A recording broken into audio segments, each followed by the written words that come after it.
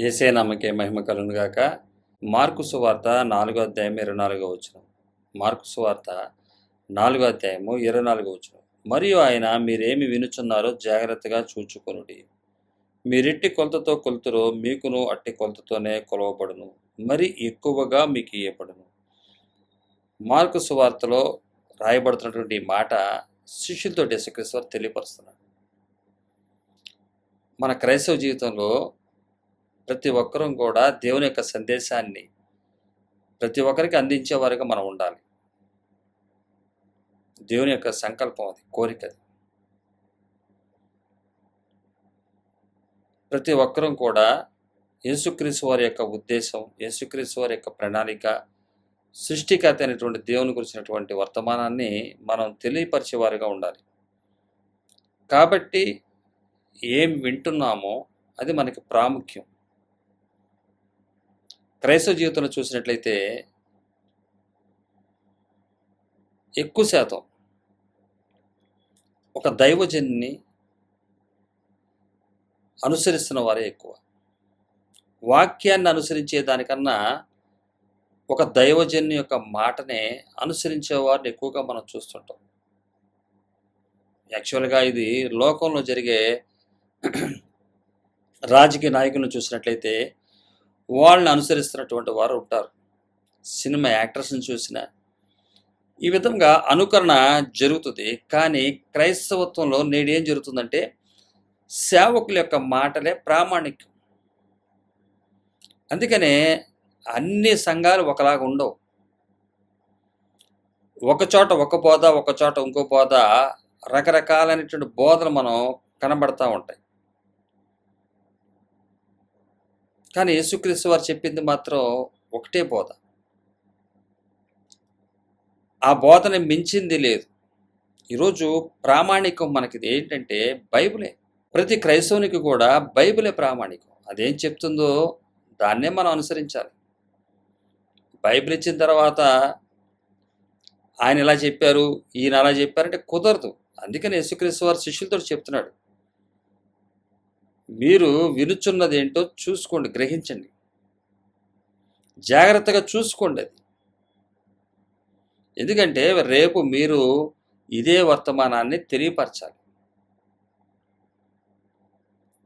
వింటుంది దేవుని ఒక మాట, అది వినిపించుకోవాలి. చెవు ఉంటేనే చెవులు గలవాడు వినుగాక అంటున్నాడు పై వచనంలో, 23వ వచనంలో యేసయ్య. అంటే చెవులు ప్రతి ఒక్కరికి ఉంటాయి. వినిపించుకోవటం, వినటం వేరు, వినిపించుకోవటం వేరు. చెవులు గలవాడు వినుగాక అంటే వినిపించుకున్నాడని, ఆయన మాటని వినిపించుకున్నాడని. ఆయన ఏం చెప్పాడో అది నడటానికే ప్రతి క్రైస్తవుడు యేసుక్రీస్తు వారిని అంగీకరించింది.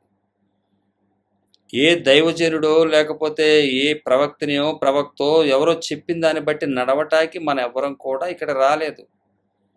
ఇది ప్రవక్తల చేత లేకపోతే ఇంకోళ్ళ చేత దేవుడు తెలియపరిచేది కాదు. యెషయా ప్రవక్తను పంపించాడు, ఇర్మియా ప్రవక్తను పంపించాడు, యెహెజ్కేలుని, ఇవన్నీ ఉన్నాయి.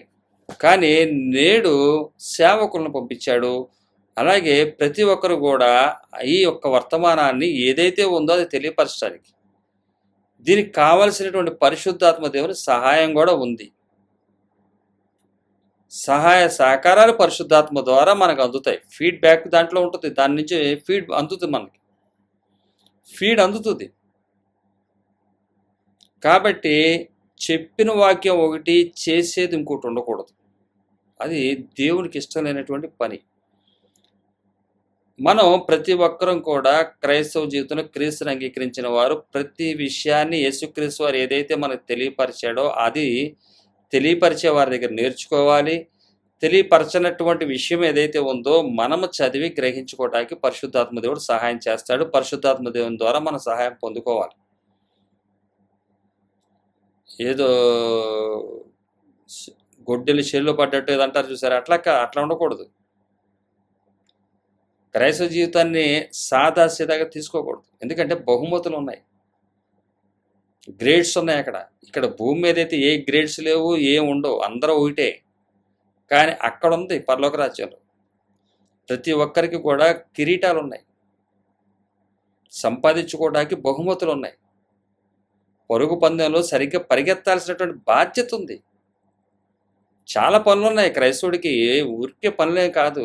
ముందు నేర్చుకోవాలి, స్థిరపడాలి, అనేకులను స్థిరపరచాలి. ఇది క్రైస్తవుని యొక్క దినచర్య. ఇది తను పోషింపబడటం కోసం నామినల్గా అలాగా కొద్దో గొప్ప ఉండి దాన్ని చూసుకుని బతికేస్తూ నిత్యరాజ్యం కోసం వేచి ఉండేవారుగా ఉండాలి. ఏదో చివరిలో అంతా సెట్ అయిపోద్ది, అంతా ఆయన కలిపేస్తాడు, అద్భుతం చేస్తాడని చెప్పి ఈరోజు విని రేపటి నుంచి నా పని నేనే చేసుకుంటా, నా సంపాదన నాదే అని చెప్పి విచ్చలవిడిగా జీవితాన్ని గడిపినట్లయితే ఏముంటుంది? బహుమతులు పొందుకునే అవకాశం ఉండదు. రక్షింపబడతామేమో, పరలోకం అయితే ఇస్తాడేమో, కానీ బహుమతులు కూడా ఉన్నాయని చెప్తున్నారుగా. బహుమతులు కూడా ఉన్నాయని చెప్తుంది బైబిల్. గ్రేడ్స్ ఉన్నాయంటున్నాడు, కానీ కిరీటం ఇస్తానంటున్నాడు, ఒక స్తంభంగా చేస్తానంటున్నాడు. 7 సంఘాలకి 7 విధాలుగా జయించేవాడిని నా దేవుని ఆలయంలో ఒక స్తంభంగా చేస్తానంటున్నాడు. చాలా ఉన్నాయి అక్కడ. ఊరికే ఏదో సింపుల్గా మనం తీసుకుని వెళ్ళిపోయేది కాదు ఇది. కాబట్టి వినుచున్నది మనకు కంపల్సరీగా మన ఆత్మ రక్షింపబడటం కోసం, బహుమతులు పొందుకోవడం కోసం ఇతరులకు చెప్పాలి. అందుకని ఇక్కడ ఏమంటాడంటే, మీరు ఎట్టి కొలతతో కొలుస్తారో మీకు కూడా అట్టి కొలతే కొలవబడుతుంది అంటున్నాడు ఆయన. ఊరికేం చెప్పలా, ఏ కొలత మీరు విన్నారు, కానీ ఇక్కడ అవసరం ఉంది. ఇంకో విధంగా నా యొక్క అవసరత కోసం, నా యొక్క అవసరాల కోసం, నా యొక్క ఘనత కోసం నేను విన్నదాన్ని నేను అన్వయించుకోకుండా ఇతరుల దగ్గర నుంచి బెనిఫిట్స్ పొందుకోవడం కోసం ఇంకో రాంగ్ కొలత,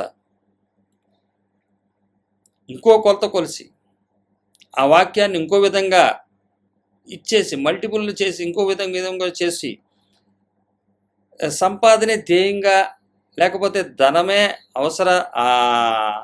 ఆసరాగా చేసుకుని చేస్తే గనక ఆయన ఏమంటున్నాడంటే, మరీ ఎక్కువగా మీకు ఇవ్వబడు. ఇక్కడ మీరు వినుచున్నారు, సత్యవాక్యం వింటున్నారు, అదే వాక్యాన్ని ఇతరులు రక్షించబడాలని ఏ అపేక్ష లేకుండా ప్రకటించినప్పుడు దానికి ఎన్నో రెట్లు మరీ ఎక్కువగా మీకు ఇవ్వబడును. ఏదైతే విన్నదాన్ని సరిగ్గా కూడా వివరించగలిగాలి.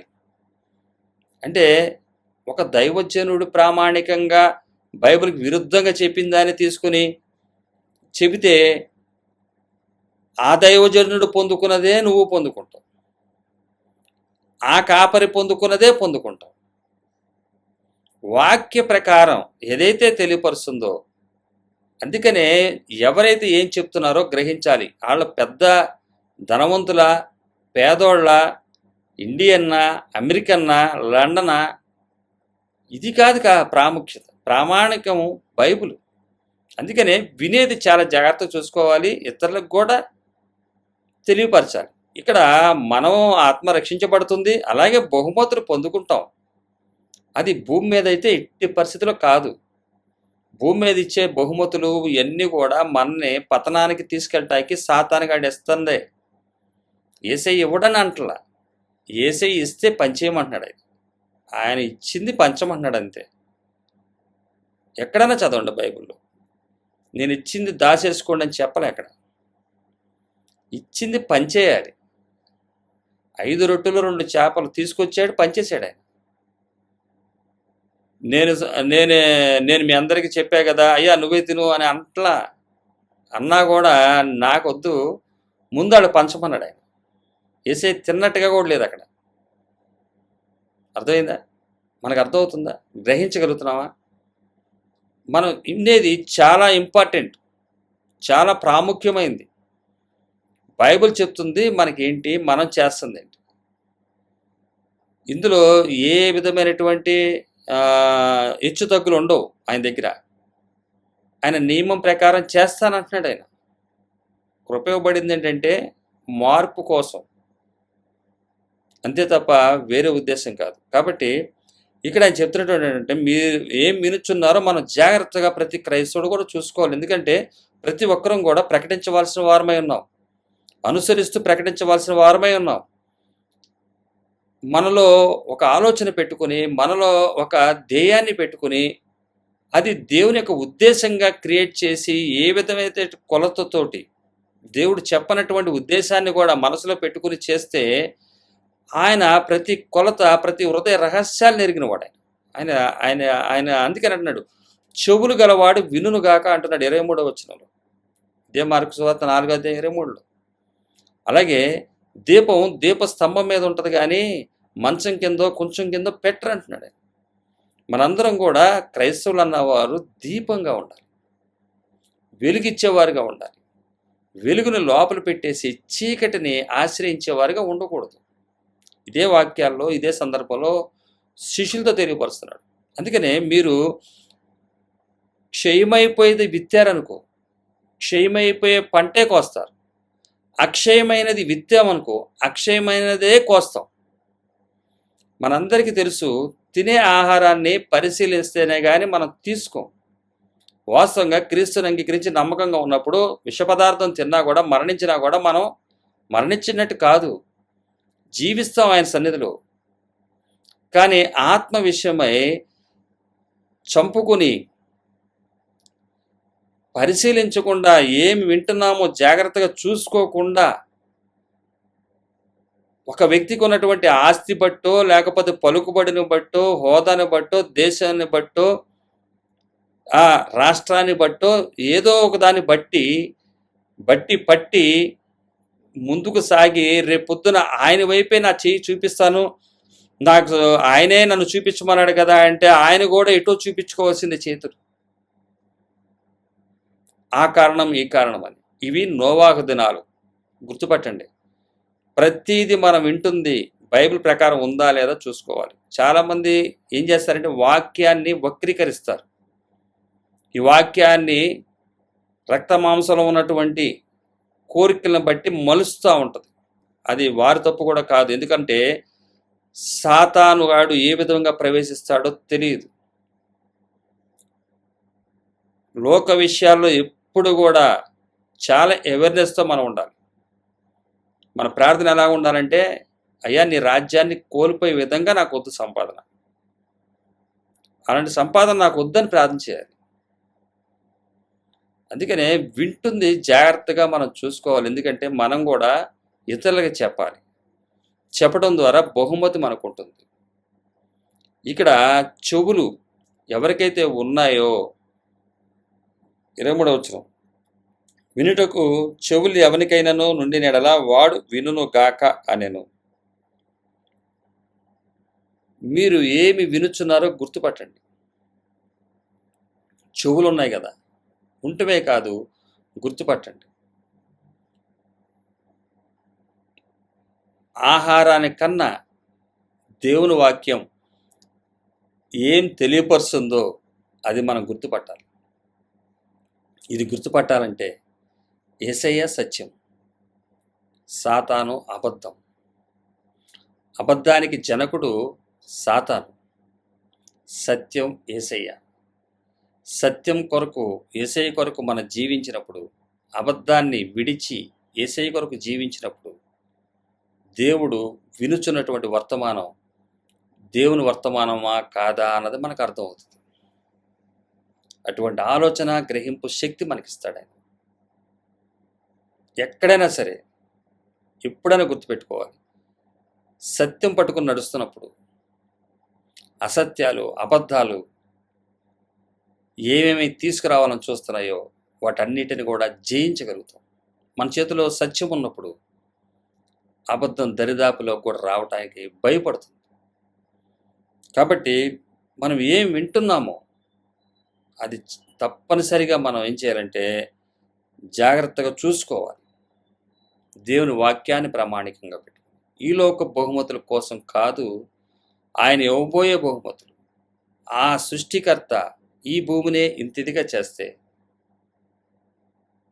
అంటే బిల్డింగులు ఈ కాదు, అవన్నీ నిర్మాణాలన్నీ వేరే విధంగా జరిగినాయి, విశ్వాసాన్ని కోల్పో చేయటానికి. ఇది కాదు, ఆకాశాన్ని చూడండి, భూమిని చూడండి, సాక్ష్యం చెప్తాయి. భూమి ఉన్న విధానం, యూనివర్సల్ ఎలా ఉందో, వాటిని చూడండి. పెద్ద పెద్ద బిల్డింగులు ఇవి కాదు, ఆ కట్టడాలు ఇవి కాదు, అవన్నీ యేసుక్రీస్తు వారి నోటితో పలికితే వచ్చినాయి కాదు, అబద్ధాలతో ఆడితే వచ్చినాయి. అంటే అందరి విషయాలు మనం అంటలేదు. అంటే అబద్ధాలంటే పెద్ద పెద్ద కట్టడాలు, పెద్ద పెద్ద భారీ ఎత్తున వాటి విషయం అయి ఉండొచ్చు.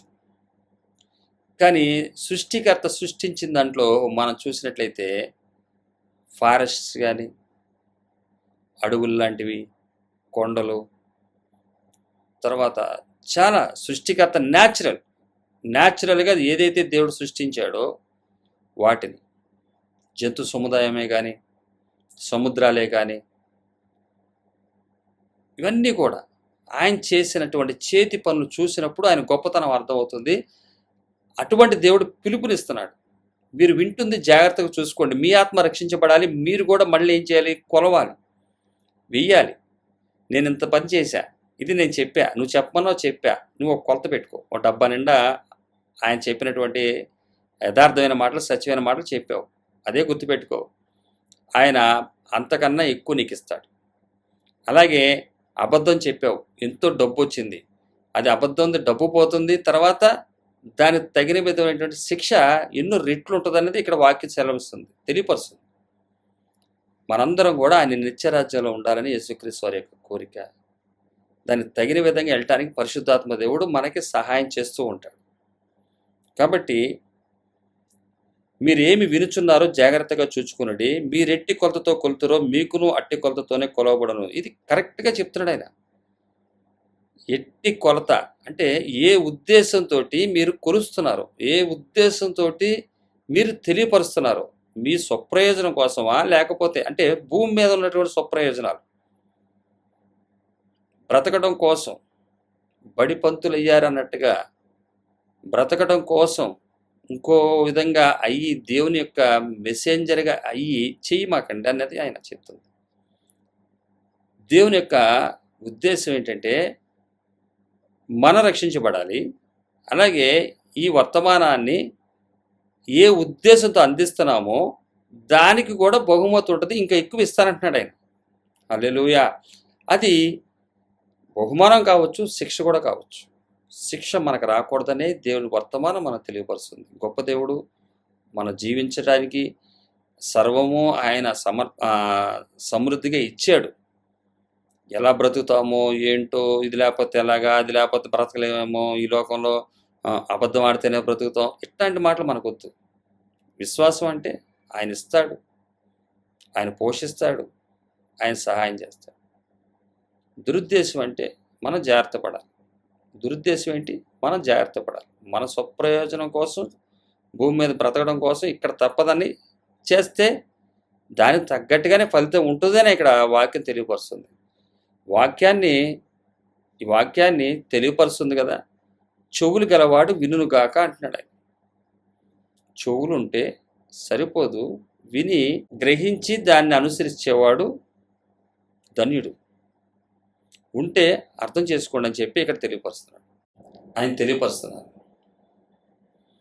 మనం ఆయన రాజ్యంలో ఉండాలని ఈ బైబిల్ మనకి ఇవ్వబడింది. ఈ బైబిల్ మనకి ఇచ్చింది తప్పిపోకుండా అనుసరించి రమ్మని. కాబట్టి అనుసరిస్తూ వెళుతూ అనేకులను తీసుకువెళ్ళినప్పుడు బహుమతులు ఉంటాయి. అక్కడ బహుమతుల కోసం ఇక్కడ దుష్టుడి స్థానాన్ని వదులుకోడు. చూపిస్తున్న ఎర్రల్ని వదిలిపెట్టాడు. అసలైంది ఆయనే ఇస్తానంటున్నాడు. ఇదే విశ్వాసం. ఇట్టి విశ్వాసం మనకి ఆయన సమృద్ధిగా ఇచ్చునుగాక. ఇట్టి విశ్వాసాల మనలను స్థిరపరచునుగాక. స్థిరత్వం కలిగి దేవుడిని మనం అనుసరించేవారుగా ఉండునుగాక. యేసు నామముకే మహిమ కలుగునుగాక. ఆమేన్.